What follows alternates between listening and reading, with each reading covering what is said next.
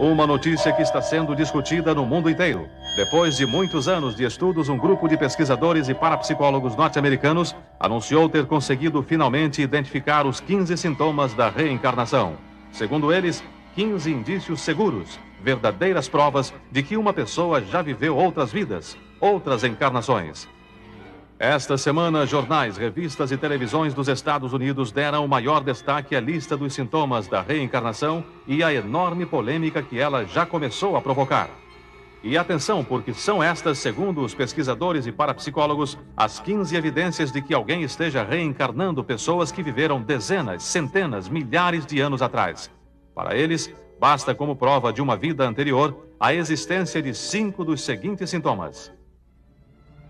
Primeiro, recordar pessoas ou fatos que não tenham qualquer relação com a própria pessoa ou com o resto da família. Segundo, ter alguma habilidade ou talento que sejam completamente diferentes dos que outras pessoas da família têm. Terceiro sintoma, apresentar traços de personalidade inteiramente opostos aos dos pais e irmãos. Quarto, quando criança, fazer com naturalidade e perfeição alguma coisa que jamais alguém tenha ensinado. Quinto, visitar algum lugar onde jamais tenha estado e instintivamente reconhecer alguma coisa de familiar. Sexto, sentir imediata simpatia ou afinidade por uma pessoa que nunca tinha visto antes.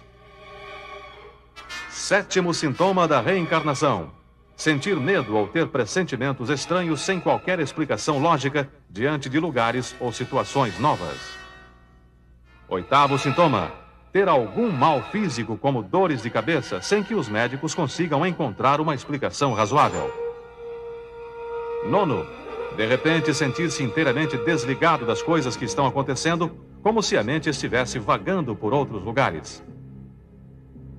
Décimo, sentir forte atração por fotografias ou cartões postais de um país estrangeiro que jamais tenha visitado.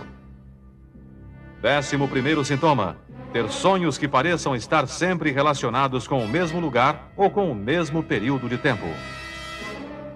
12º, identificar-se fortemente com alguma pessoa que tenha vivido antes e tentar sempre saber alguma coisa sobre ela. 13º, discutir ou mesmo brigar frequentemente com pessoas da família sem nenhuma razão aparente. 14º, sentir-se triste ou deprimido em certas épocas do ano sem saber exatamente por quê. 15º sintoma da reencarnação, ter a sensação de que, de algum modo, tem alguma missão a cumprir no mundo, alguma coisa de muito bom, de muito importante a fazer na vida. E a polêmica está lançada. Seriam estes realmente os indícios, segundo os pesquisadores e parapsicólogos, verdadeiras provas de que uma pessoa já teve uma vida anterior, de que ela é agora a reencarnação de alguém que morreu muito tempo atrás? No Brasil, o primeiro a discordar de tudo isso é um bispo, Dom Tito Bus, considerado um dos maiores estudiosos em todo o país dos fenômenos paranormais. O repórter Hermano Henning, do Fantástico, foi à cidade de Rio do Sul, em Santa Catarina, para conversar com ele. Dom Tito acha que todas essas situações descritas como sintomas da reencarnação são fatos normais, perfeitamente explicados pela psicologia. Ele diz que a mente humana forma desde a primeira infância uma série de imagens, como se fossem fotografias arquivadas no inconsciente, de coisas ou pessoas que nos agradaram ou desagradaram, que nos deram medo ou prazer. E pelo resto da vida, essas recordações são despertadas por estímulos novos. Assim, é comum sentir afinidade ou antipatia por uma pessoa que nunca vimos antes. E para uma situação que quase todo mundo já viveu, a de ter a impressão de conhecer um lugar sem jamais ter estado ali, Dom Tito tem outra explicação constatada cientificamente. Isto pode provir, por exemplo, do seguinte, que a mãe dele, no tempo da gestação, esteve num lugar semelhante àquele, ou mesmo naquele lugar, ou num outro lugar semelhante, de que ela gostou. E a pessoa, então, durante a vida intrauterina, gravou uma imagem positiva de tal lugar, e por isso guarda simpatia. É a resposta teórica para um caso um tanto teórico, né? O senhor quer dizer que uma pessoa pode ter esse sentido de percepção mesmo antes de nascer?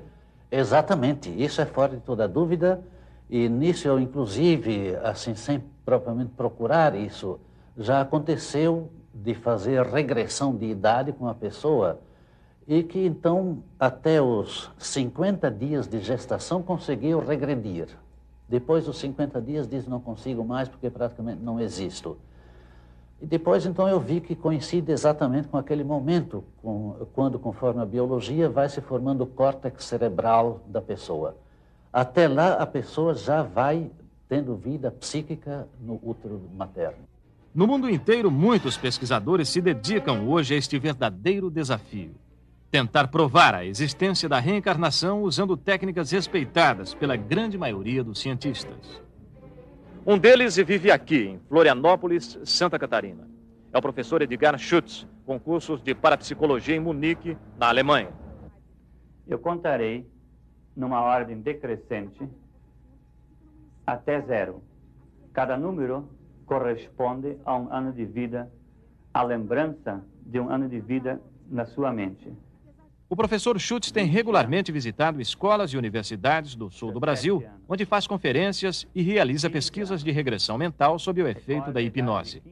Ele afirma que no inconsciente das pessoas há milhares de informações que podem ser conhecidas usando esse processo, inclusive fatos de vidas passadas, ou seja, acontecimentos que marcaram a vida das pessoas em outras encarnações. Depois de manter contato direto com cerca de 40 mil pessoas, a maioria universitários, o parapsicólogo selecionou 5 pacientes que ele chama de supersensíveis e autorizou a filmagem da parte final dessas experiências. O professor Schütz conseguiu que esta jovem em estado inconsciente voltasse mentalmente à infância. O processo continua e a paciente volta mais ainda. Agora está na fase de formação, ainda dentro do útero da mãe. Ela chega a tomar a forma de um feto no ventre da mãe. A fase mais impressionante da experiência.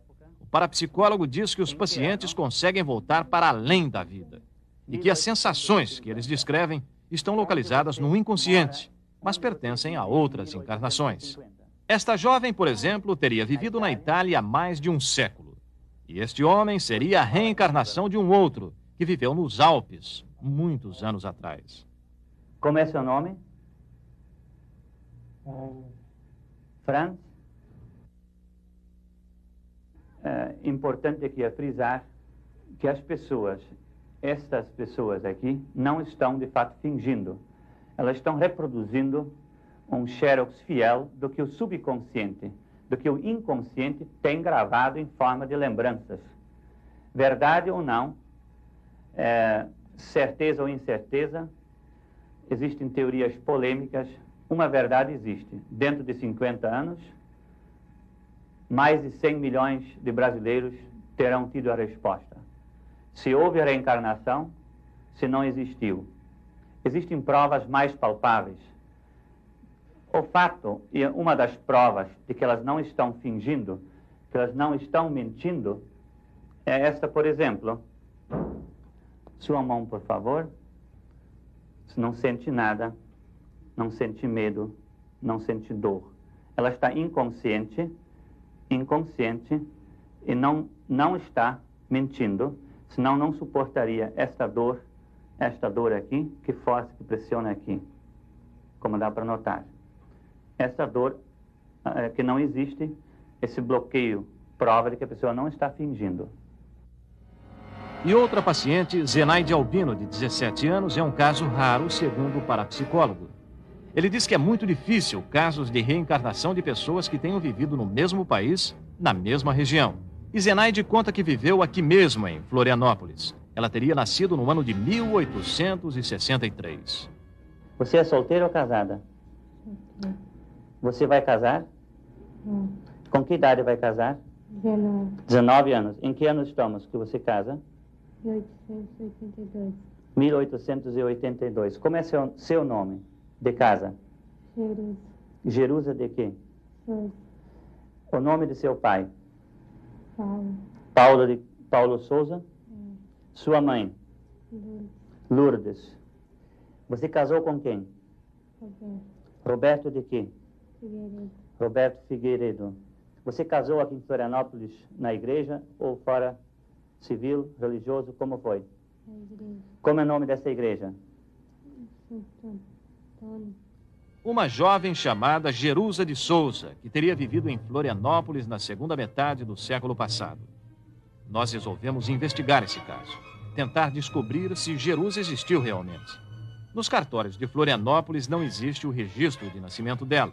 E nenhuma das atuais 56 igrejas da cidade tem o nome de Santo Antônio, a pequena capela no alto de um morro junto ao mar, onde ela teria se casado.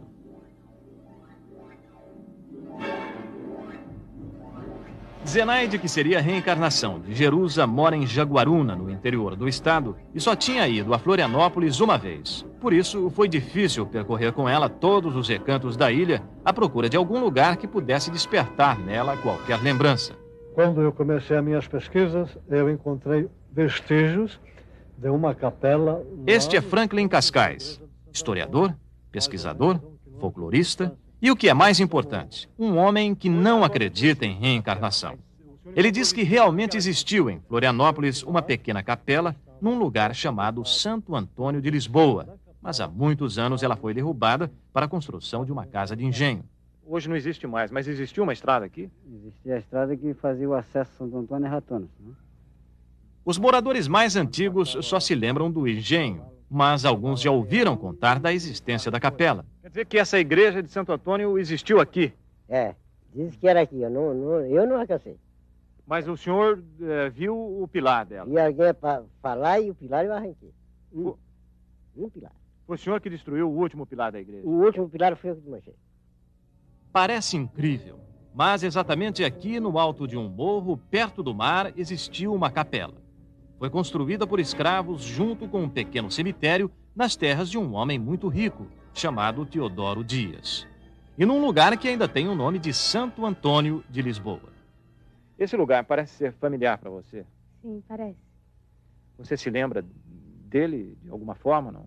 Sim, como dizem, me lembrei que onde eu morava antes era num lugar que tinha coqueiros, pedra, um morro, e eu morava embaixo. É como dizem isso aí. E com respeito à igreja que você casou? Sim, a igreja ficava aqui, onde eu casei. Um caso que dá muito o que pensar. Simples coincidência? Mas vem de São Paulo o primeiro apoio aos pesquisadores e parapsicólogos que relacionaram os 15 sintomas da reencarnação. E vem de um homem muito respeitado em todo o Brasil, o psicólogo Flávio Pereira, diretor da Escola Superior de Ciências. Ele acha que é hora de se acabar com os preconceitos, de se passar a estudar o fenômeno da reencarnação em bases científicas, conciliando esse estudo com a neurologia, a genética, a psicologia profunda e a psicanálise. Não se esqueça que a genética provou que no momento em que o óvulo é fecundado, está marcado todo o destino da criatura.